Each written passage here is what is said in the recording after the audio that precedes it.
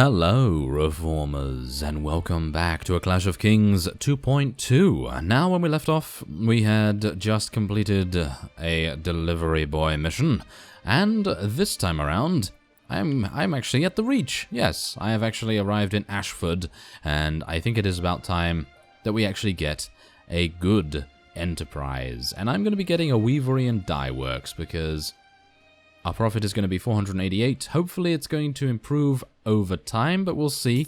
But there's 10,000. I think it's kind of good because right now we are currently losing about 600, 700. So if we can make about 500, that will make our losses literally nothing, because then we will, of course, also be selling prisoners and basically selling a lot of loot as well. So there you go. We are at Ashford right now. Have not sold my prisoners just yet. We are going to head back to King's Landing. Do bear in mind I have taken your comments into account here. Now, the main problem with many of your, shall we say, constructive criticisms is mainly because, yeah, I right now do not have the ability to fight basically any siege. I know that sieges are, in general, something that many of you are interested in, or at least the vocal minority. But anyway, the point is, I right now am unable to tackle any of the sieges that I've so far seen. Any of the garrisons, maybe apart from some of the smaller castles, for example. Yeah, they could be a potential. They could be a potential target. But then I think to myself, hey, you know what? Do I really want to go to that much trouble? Do I really want to go to such extreme lengths to be actually able to gain such a fief and then join a faction? But the problem with that is that joining a faction then, we are going to have major problems, because I literally only have 79 in my army, and I know what you're going to say. You're going to say something like, whoa, well, why don't you get a bigger army then? Well, that's the thing. I can't get a bigger army because I currently have only 80 capacity, which is indeed the main problem and the main reason why I'm actually not participating in sieges right now. Of course, joining a faction would actually be really cool, and we do have just about enough renown to be able to do that, but that's the thing. I kind of wanted to join with a fief so that it would be given to us, and we wouldn't have to look after a village or anything. Okay, so I think I have explained a little bit of what we are actually doing here right now, and I do have enough, again, I do have enough renown to actually join a faction, but I'd like to bring something to the table there, because then that would enable us to actually station units, because even if you gain a village, yeah, okay, you're going to gain a village, and then you're going to be like, oh, well, I may as well upgrade the village a little bit and spend money on it and everything, and then, well, what does that village get you? Not much, you see. Even if you leave and you take that with you, it's kind of pointless. So, I mean, you can't take the village, that's the whole point. If you take a different fief, then obviously then that's great, but again, I feel as though right now we are unable to basically do anything apart from complete a couple of quests, get our renown up by completing said quests, and then, and only then, once we have maybe 120 or so very strong units, then we could potentially take one of the smaller fiefs, because I've actually seen some of the islands, they have about 150, 170 units there, and they're actually all elites. If you can believe that, they have elite skirmishers, elite crossbowmen, and various other elite units, and I personally don't think I would be able to tackle such a large critical mass of ranged units, and that's exactly the problem, you know? So I guess maybe we could actually do it, but again, I would have to prepare relatively well, and I mean, even if we had around 100 units, I'd be like, yes, okay, let's go and do it. But that's the main reason why I was doing the quests, because you can get some renown, you can get some nice stuff, and of course we're not currently at war with anyone. So that's the thing. I mean, if I actually were to join an Essos faction, which might actually be the way I go, I was thinking of actually joining Cohor, maybe joining Pentos, or maybe even joining Bravos. But that's the thing. I would actually like to take Bravos as my main city, because it has the Iron Bank there, and I would always like to have access to the Iron Bank, because I mean, really, that's the only metal that we could have named it after. I mean, seriously now, it can't be the Steel Bank, and it really can't be the Steel Magnolia Bank. Can it? No? Okay. Well, anyway, the point is, we have now returned back to the Black Cells, and we will be speaking to Rugen. Oh, never mind. We're going to be speaking to Rennifer, who sounds like he's from The Witcher. Oh yes, let's do this. Hello, Rennifer. Are you going to bathe naked with Geralt sometime? Yes, probably are. What do you want? I'm looking for a man named Rugen. Ah, Rugen, an unsavory fellow, not like myself. I'm of royal blood myself, you see. What are you talking about? As we have our hand in a very jaunty manner. Yes, I'm not entirely sure what we're reaching for there. Oh, now I'm driving a horse. I mean riding a horse. Yes. I'm descended from the natural-born son of a Targaryen princess. My mother told me the story. My ancestor was such a strong, brave, and handsome warrior that even a princess could fall in love with him. She told me he was a captain of a ship, a man who braved even the storms of the Cape of Wrath. Well, it's just as good that I've got the cloak of grapes then, isn't it? I mean, really, the cloak of grapes, how can you say no to that? I mean, you can make some good wine. How about that? I mean, the Cape of Wrath has nothing on making wine, right? Okay, well, enough of that. Their son was born a bastard, but a royal bastard. My father's father added the long before waters. We're a noble family of knights carrying royal blood, you see. Couldn't have a name as low-born as Waters. Well, I don't know about that. Waters can actually rinse away basically anything, right? Yeah, well. Oh, I don't care. Do you know where Rugen is? Oh, okay, so apparently we are just completely insulting this fellow. Maybe he deserves it. But I think we should have just said, I see. That probably would have been a lot more, shall we say, insulting to him. He's in the tavern. I swear it on my royal blood. Really? Was that just a huge waste of time? Yes, it was. Thank you. Thank you very much for wasting my time. But again, this entire quest has been about wasting time, amazingly enough. Not entirely sure why that is. Maybe it's to extend the game time, who knows. I actually feel like Mount & Blade is actually a very long game as it is, so I'm not entirely sure why we would need to run around all this time, but nevertheless, Magister Illyrio asked me to deliver this letter to you. Give it here. Yes. Well, I am in your debt, Elias. Here, please accept this gift as a sign of my gratitude. If you don't mind me asking, who is Griff? Ah, Elias, you'll know in time, Suffice it to say, the men of the Sunset Kingdoms are all the same. They sew some beast upon a scrap of silk, and suddenly they are all lions, or stags, or eagles. But black or red, a dragon is still a dragon. But I need you to do one last thing for me. I need you to visit a wine sink. I was talking about wine. Called the Thirsty Goat. Look for a man named Septon Allard and deliver the letter to him. Okay, so that is all the way down here in Sunspear. Okay, well, I'll see you there then. And just as I was cutting away, we have received word that invaders have landed in the Stormlands, according to a man standing close by who recounts one of the numerous rumors spreading across the land. They're half man, half beast. The man is shaking with fright as he describes their evil eyes, their black and golden armor, their helmets adorned with dragons, griffins, and skulls. Supposedly, they're the remnants of the men who have gone into exile in Essos over the years, twisted by greed, lust, loss, and madness into wild beasts intent on setting the world afire. Well, as you can see, House Targaryen has declared war against everyone, so this is going to be amusing. Maybe we should join them.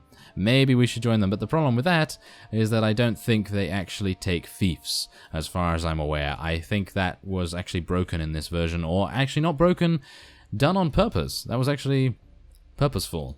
The mod creators decided not to allow them to take fiefs for some unknown reason. But nevertheless, I will see you at Sunspear, I suppose. Alright, so after a very short journey, we have arrived at the Sunspear town. And we will be visiting the Thirsty Goat. Why isn't it a Thirsty Camel? I mean, it's the desert, surely. Okay, well, the Thirsty Goat is an unsavory wine sink located in the outskirts of Sunspear in the area known as the Shadow City. The place is dark, damp, and smells like rotten meat, vinegar, and vomit, and is almost completely deserted. Whoa, sounds like my kind of place. That's amazing. We should really spend more time here. Maybe not. Yeah, probably. Oh, it is completely deserted. Hello. There is one person here who I will slaughter mercilessly. No? No? Okay, apparently not. What? I bring a sealed letter from Rugen. Do you now? Give it to me. In what way? In what way do you want me to give it to you? Well, apparently Elias says, here you are. Okay, so apparently it's bow chicka wow wow? No? Maybe? No? Okay. The prince must hear of this. Yes, the prince. He's from Princeton now, apparently. Yes, the Princeton must hear of this. Visit the castle and deliver this letter to Maester Calliot. Calliot? Yes. Calliotta?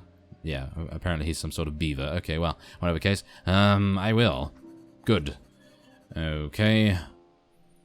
Yes. Okay, so where do I actually go now? Who should be at the court in Sunspear? Right. Hello there, you waste of time. Yes, I was told to bring you this. Yes, Magister Illyria speaks highly of you in this letter. You've done the Princeton a great service. I'm seeing. No, he said, I'm glad. It seems to me that the Magister did not offer you a suitable reward for the great risks you faced. I will make sure you receive a proper reward on the understanding that not a word of what you've accomplished for us ever leave your mouth. Words are like arrows. Once loosened, you cannot call them back, and one stray arrow can bring down even a Princeton. Of course. I mean, it's not Harvard, is it? I mean, really. I won't speak a word of what I've done. Oh, yes. No, there you go, 3,500 coins. That is definitely going to afford us an ironworks or something. Good, good. Accept this as a proper reward for your accomplishments, then. The storm is on the horizon. Thank you very much for that. Okay. So, apparently, is that the Targaryen quest to trigger that, or is that... I think that's just timed, actually. So, there we have it. Fantastic, isn't it? That was an absolutely worthwhile quest. Did you think I was going to say worthwhile? No, probably not. I gotta say, I'm pretty annoyed about that.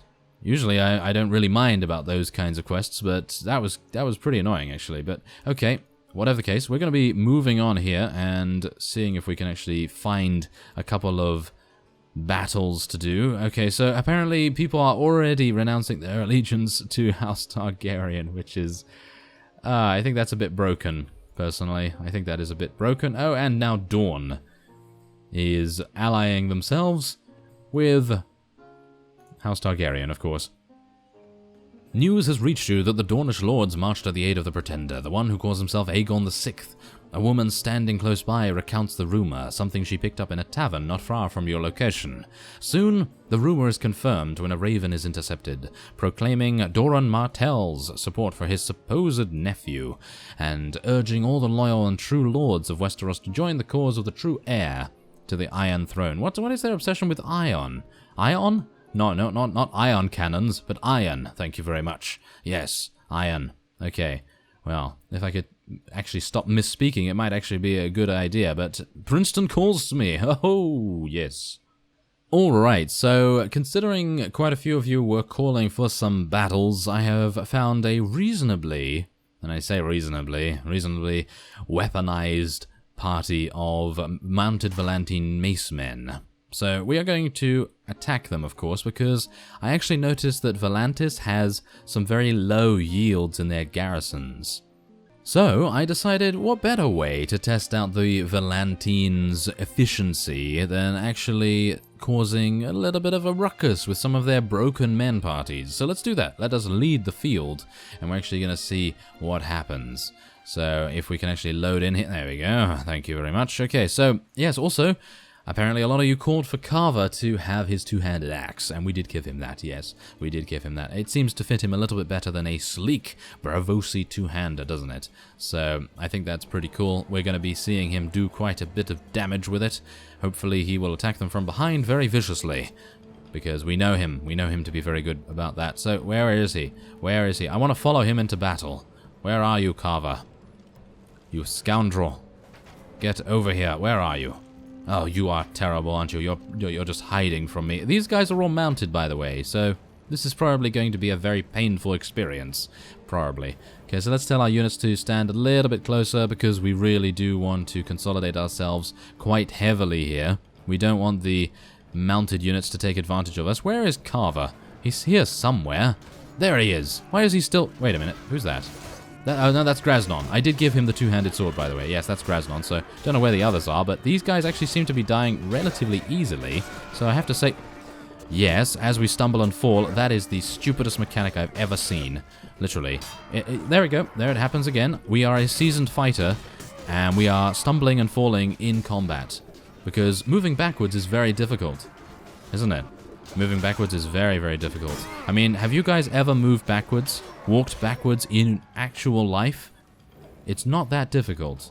It is not that difficult, especially when you're sitting down. You can actually just move backward, no problem at all. You just gotta close your eyes and imagine it, of course.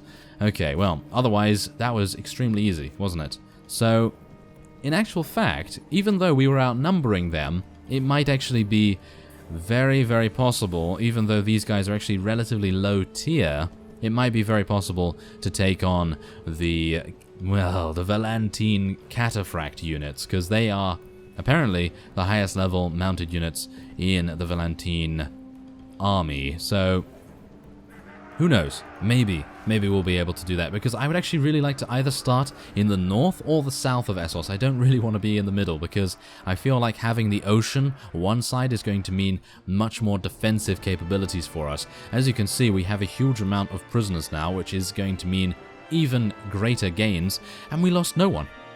See, that's exactly what I mean. We lost absolutely no one, so we might, in actual fact, stand a very good chance of capturing a fief. So what I'm going to do before the next episode, I'm going to take a look around, see if there's anything going on, like any of the fiefs are relatively weak, and then we're going to take advantage of it if we can. So let us... Oh my...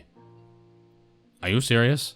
They literally just gave us heavy leather jerkins. That is amazing. Okay, so we're going to take this Corsair because I'm pretty sure Graznon is going to like that. Gonna give him back his arming sword as well because he can't use the two-handed on a mount. And he has riding skill 5. Oh no, that's Belakwo. Belakwo has riding skill 5. I'm getting mixed up with all of these different companions, but still, yes. I think that should be fine. I'm actually gonna take one jerkin because they're actually not as good as what I currently have. Well, that's unfortunate, isn't it? Okay, so yes, we'll just let those companions take that. Thank you very much.